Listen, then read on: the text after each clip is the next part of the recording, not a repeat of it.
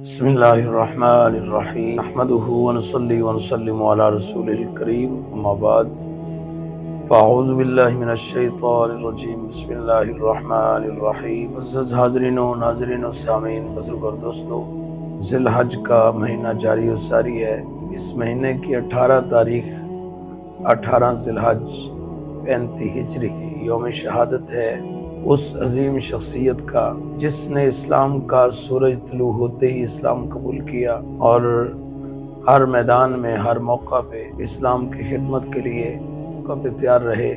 مسجد نبوی شریف کو توسیع کرنے کا موقع بنے، ہیرے روما کو خریدنے کا موقع بنا، یا غزوہ تبوک کی تیاری کا موقع ہو، ہر موقع پر آپ نے دل کھول کر تمام صحابہ کرام سے بڑھ چڑھ کر اللہ کی راہ میں مال خرچ کیا۔ آپ کی عظمت اور شان کا اندازہ یہاں سے لگایا جا سکتا ہے۔ جس طرح آپ نے ساری زندگی اللہ کی رضا کے لیے، نبی پاک صلی اللہ تعالی علیہ وسلم کی رضا کے لیے اپنا تن من دھن سب کچھ قربان کیا، اس کے نتیجے میں اللہ کی بارگاہ میں حضرت عثمان غنی رضی اللہ تعالیٰ عنہ کا مقام کتنا تھا۔ نبی پاک صلی اللہ تعالی علیہ وسلم کی نظر میں حضرت عثمان غنی رضی اللہ تعالیٰ عنہ کا کتنا مقام تھا، کتنی محبت تھی، کتنی قدر تھی، اس کا اندازہ اس سے لگایا جا سکتا ہے۔ ایک بڑی پیاری حدیث مبارک ہے، ترمذی شریف کے اندر حدیث پاک ہے، جس کے راوی ہیں حضرت جابر رضی اللہ تعالیٰ عنہ۔ باب ہے مناقب عثمان، اس کے اندر حضرت جابر رضی اللہ تعالیٰ عنہ روایت فرماتے ہیں، قال اتي رسول اللہ صلی اللہ تعالی علیہ وسلم بجنازۃ رجل لیصلی علیہ فلم يصلی علیہ فقیل یا رسول اللہ صلی اللہ تعالی علیہ وسلم ما رأیناک ترکت الصلاة على احد قبل هذا قال انه كان يبغض عثمان فابغضه اللہ، رواہ الترمذی۔ حضرت سیدنا جابر رضی اللہ تعالیٰ عنہ فرماتے ہیں کہ رسول پاک صلی اللہ تعالی علیہ وسلم کی بارگاہ میں کسی مرد کا جنازہ لایا گیا، کسی آدمی کا جنازہ لایا گیا، تو ظاہری بات ہے جنازہ لانے کا مقصد یہی ہوتا تھا کہ رسول پاک صلی اللہ تعالی علیہ وسلم نماز جنازہ پڑھائیں۔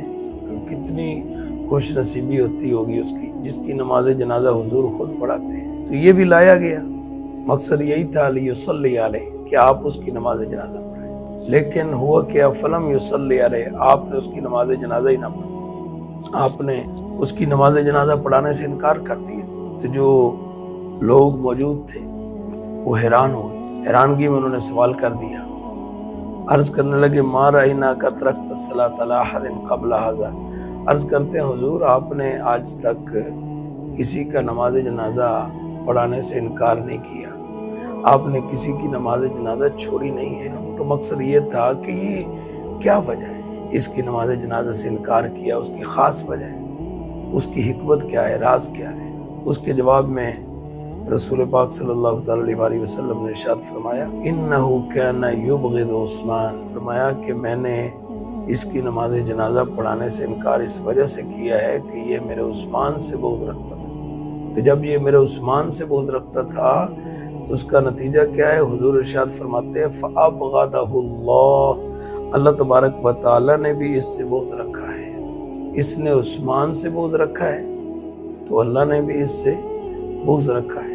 تو مطلب کیا کہ اس نے جب عثمان سے بغض رکھا ہے تو میں بھی اس سے بغض رکھتا، اللہ بھی اس سے بغض رکھتا ہے۔ اللہ اکبر۔ اس سے آپ اندازہ لگا سکتے ہیں کہ جو حضرت عثمان غنی رضی اللہ تعالیٰ عنہ سے بغض رکھتا ہے، جو حضرت عثمان غنی سے نفرت کرتا ہے، نبی پاک صلی اللہ تعالی علیہ وسلم بھی اس سے نفرت فرماتے ہیں، اللہ رب العزت بھی اس سے نفرت فرماتا ہے۔ سو اس سے خود بخود واضح ہو گیا کہ جس آدمی کے دل میں حضرت عثمان غنی کی محبت ہے، حضور بھی اس سے محبت رکھتے ہیں، اللہ بھی اس سے محبت رکھتا ہے۔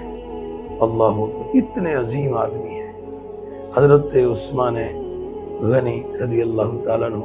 اگر آپ کو دیکھا جائے قرآن مجید کے اندر جب انہوں نے مطلب جس سے بھی وفاداری کی ہے تو آگے سے بھی ان کو وفاداری نظر آئی ہے۔ مثلا حضرت عثمان غنی رضی اللہ تعالیٰ عنہ نے قرآن سے اگر وفاداری کی ہے، آپ جامع قرآن بھی تھے، ناشر قرآن بھی تھے، حافظ قرآن بھی تھے، عاشق قرآن بھی تھے، خادم قرآن بھی تھے۔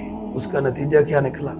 آج بھی اگر آپ قرآن پاک پڑھیں، قرآن پاک میں 2 4 5 آیتوں کے بعد 7 8 آیتوں چند آیات کے بعد رکوع آتا ہے۔